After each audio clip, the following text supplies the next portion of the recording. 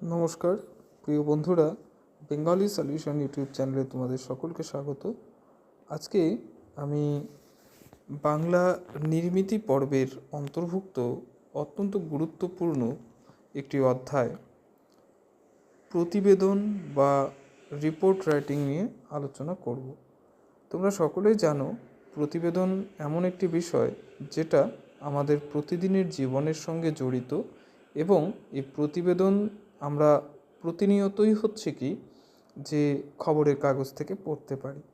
তো খবরের কাগজে আমরা যে সমস্ত প্রতিবেদন দেখে থাকি সেই সমস্ত প্রতিবেদন এর সঙ্গে পরীক্ষার সঙ্গে সম্পর্কিত প্রতিবেদনের কিছু বেসিক ডিফারেন্স আছে। তো সেই বেসিক ডিফারেন্সগুলোকে নিয়ে আজকের আমি আলোচনা করব এবং আমাদের পরীক্ষার সঙ্গে যে প্রতিবেদন জড়িত রয়েছে তাদের যে স্বাভাবিক প্রকৃতি এবং তাদের যে বিষয় সেটাকেই আমি সহজভাবে তুলে ধরব। নমস্কার, আমি রজত শর্মা এবং আমার ইউটিউব চ্যানেল বেঙ্গলি সলিউশন। তোমরা যারা আমার এই চ্যানেলে নতুন তারা অবশ্যই আমার চ্যানেলটিকে সাবস্ক্রাইব করবে এবং ভিডিওটিকে শেয়ার করবে। আর আমি আজকে তোমাদের এই প্রতিবেদন বিষয়ে যে তথ্য এবং প্রতিবেদন লেখার যে কৌশল আলোচনা করব, আশা করি সেটা তোমাদের সকলের পক্ষেই অত্যন্ত সরল এবং সহজবোধ্য হবে এই আশা রাখছি। তো আমি সবার আগে যে প্রতিবেদন কিভাবে লিখতে হয় সেটা নিয়ে যে আমার যে সহজ বিশ্লেষণ সেটা আমি তোমাদের সামনে তুলে ধরছি। তো অবশ্যই তোমরা আমার এই চ্যানেলটিকে সাবস্ক্রাইব করবে এবং ভিডিওটিকে শেয়ার করবে। তো আমি চলে যাচ্ছি আমার আলোচনার মূল পর্বে।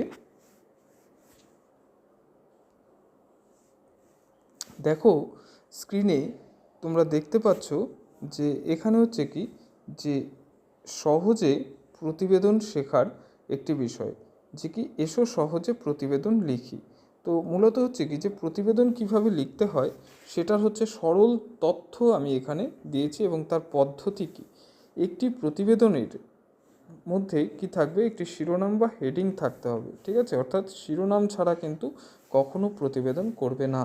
তোমাদের যে প্রশ্ন দেওয়া থাকবে সেটাকেই সুন্দরভাবে প্রতিবেদনের মধ্যে শিরোনামে লিখতে হবে।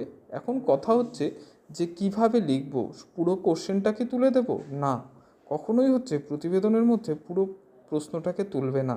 প্রতিবেদনের মধ্যে যে সাবজেক্টটা রয়েছে সেই সাবজেক্টটাকেই একটু বোল্ড করে, মানে তোমার যে লেখার যে আয়তন, সেই লেখার আয়তন মানে স্বাভাবিক আয়তনের থেকে একটু বড় হবে। এটা যারা আমরা নিয়মিত খবরের কাগজ পড়ে থাকি তারা অবশ্যই জানি, দেখবে যে মেইন টপিকটাকে 3-4টি শব্দের মধ্যে উল্লেখ করে দেওয়া হয় এবং সেটাই হেডলাইনে থাকে, এবং যে সেটা স্বাভাবিক লেখার থেকে আয়তনে একটু বড় হতে হবে, ঠিক আছে? তো প্রতিবেদনের একটি শিরোনাম বা হেডিং দিতে হবে। তারপরে কি থাকবে, শিরোনামের নিচে নিজস্ব সংবাদদাতা বা সরাসরি সংবাদদাতার নাম লিখতে হবে। অর্থাৎ যেহেতু যে টপিক নিয়ে তোমাদের লেখা আসবে, তো স্বাভাবিকভাবে সেটা তোমরা তোমরা নিজেরা লিখবে যে নিজস্ব সংবাদদাতা। এরপর প্রতিবেদন লেখার শুরুতে স্থানের নাম এবং তারিখ লিখতে হবে। অবশ্যই যে তোমরা যে জায়গা থেকে আসছো বা যে জায়গা থেকে বিলং করো সেই জায়গার নাম লিখতে হবে। আর অবশ্যই তারিখ লিখতে হবে। তারিখ ছাড়া কিন্তু আমরা কখনো প্রতিবেদন পড়ি না, কাজেই তারিখটা কিন্তু মাস্ট। তারপর প্রতিবেদনে যেদিনের ঘটনা লিপিবদ্ধ করা হবে ঠিক সেদিনেরই তারিখ দিতে হবে, ঠিক আছে?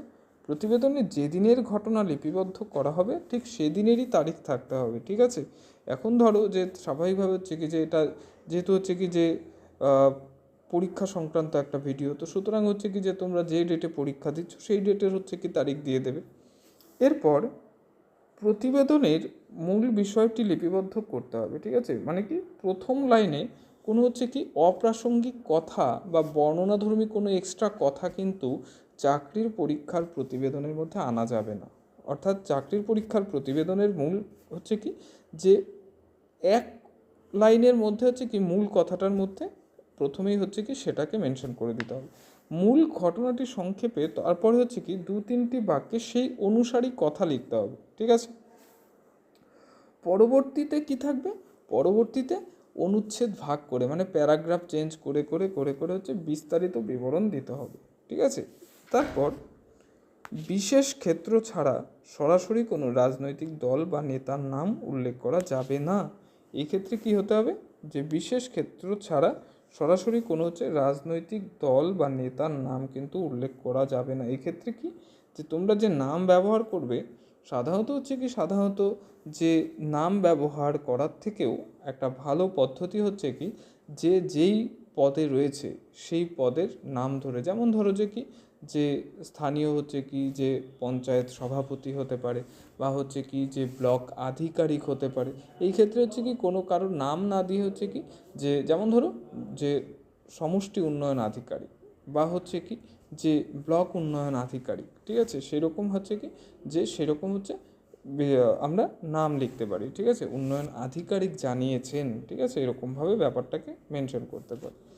তারপর কি রয়েছে, সমাজ বা দেশের পক্ষে ক্ষতিকারক কোনো মন্তব্য করা যাবে না। এটা কিন্তু অত্যন্ত ভাইটাল একটা পয়েন্ট, ঠিক আছে, যে তোমরা যা লিখছো সেটা কিন্তু তোমাদেরকে মনে রাখতে হবে, যে যে বিষয়টা লিখছো সেটা আদতেও হচ্ছে কি, আদতেও কি উপযুক্ত, মানে হচ্ছে কি যে প্রাসঙ্গিক তথ্য দিচ্ছ না অপ্রাসঙ্গিক, ঠিক আছে, মানে যেটা হচ্ছে কি, যেটা হচ্ছে যে উপযুক্ত না সেই ধরনের কোনো মন্তব্য করবেন। প্রতিবেদনের ভাষা হবে মান্য চলিত রীতির এবং সহজবোধ্য।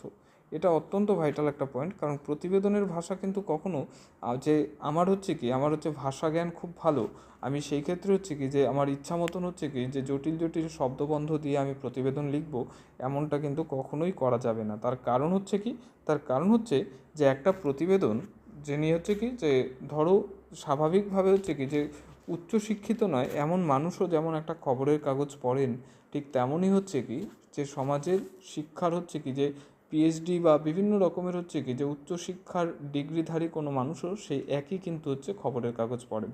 তো কাজেই হচ্ছে কি তোমরা যখন হচ্ছে প্রতিবেদন লিখবে, তখন হচ্ছে কিন্তু যে প্রতিবেদনের ভাষা অবশ্যই মান্য চলিত রীতিতে ব্যবহার করতে হবে, ঠিক আছে।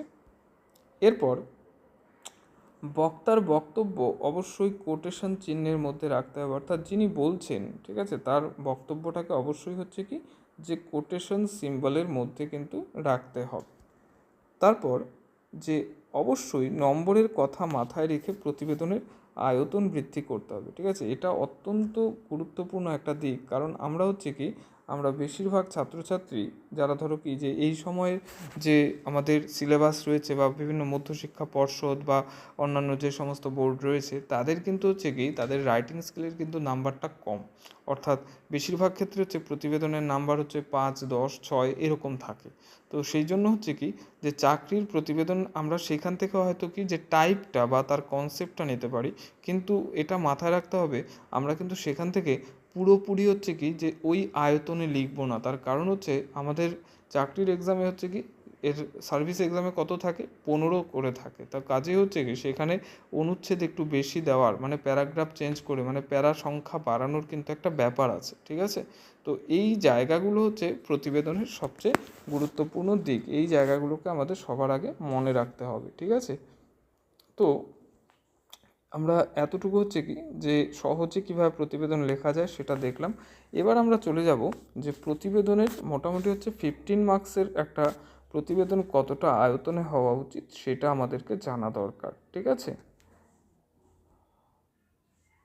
তাহলে এই যে দেখো যে আমি এখানে কিন্তু একটা কাঠামো মানে প্রতিবেদনের কাঠামোর মধ্যে কোন সাইটগুলোকে তোমাদেরকে নজরে রেখে তৈরি করতে হবে, ঠিক আছে, এটা কিন্তু হচ্ছে কপিতে এইভাবে লিখবে না, জাস্ট হচ্ছে কি যে কোন টাইপে মানে কতটা কতটা কি পরিমাণ লিখতে হবে সেটার একটা ধারণা। প্রতিবেদন রচনার জন্য কাঠামোগত দিকে নজর দেওয়া দরকার, এবং কি কাঠামোর দিক থেকে প্রতিবেদনের সুস্পষ্ট 4টি ভাগ থাকবে, একটি থাকবে হেডিং, তারপরে থাকবে সূচনা, তারপরে থাকবে বিবরণ, তারপরে থাকবে উপসংহার, ঠিক আছে। শিরোনামের মধ্যে অবশ্যই হচ্ছে শিরোনামটা পরিবেশিত হতে হবে, এবং খবরের নির্যাস বা চুম্বক মানে এক কথা হচ্ছে কি মূল ঘটনাটাকে সেই শিরোনামের মধ্যে আনতে হবে। তারপর সূচনার মধ্যে থাকবে, সূচনাংশের শুরুতে থাকবে সংবাদদাতার পরিচয়, মানে ওই যে বললাম নিজস্ব সংবাদদাতা, এটা দিয়ে লিখতে হবে, ঠিক আছে। কোন শ্রেণীর সংবাদ, নিজস্ব সংবাদদাতা না স্টাফ রিপোর্টার বা বিশেষ কোনো সংবাদদাতা না কোনো হচ্ছে সংবাদ মাধ্যম থেকে পাওয়া, ঠিক আছে। তারপর হচ্ছে কি ঘটনার স্থান, সময়, সূচনা অংশে ঘটনা খুব সংক্ষেপে জানানো হবে, যাতে খবরটির পরবর্তী অংশ পড়ার জন্য পাঠক আগ্রহী থাকে। অর্থাৎ কি, যে মানে প্রথম 2 লাইনের মধ্যেই সব উল্লেখ করে দেবে না, ঠিক আছে। অর্থাৎ কি, যে তোমাকে সাসপেন্স রাখতে হবে তোমাদের। তারপর বিবরণ আসবে, ঠিক আছে। বিবরণ মানে হচ্ছে খবরের তথ্যসূত্র, ঘটনার বিবরণ, জনগণের মনের প্রতিক্রিয়া, ঠিক আছে। একজন দক্ষ সাংবাদিকের কাজ কিন্তু শুধুমাত্র যে সমস্যা উল্লেখ করলাম তাতেই শেষ হয়ে যায় না।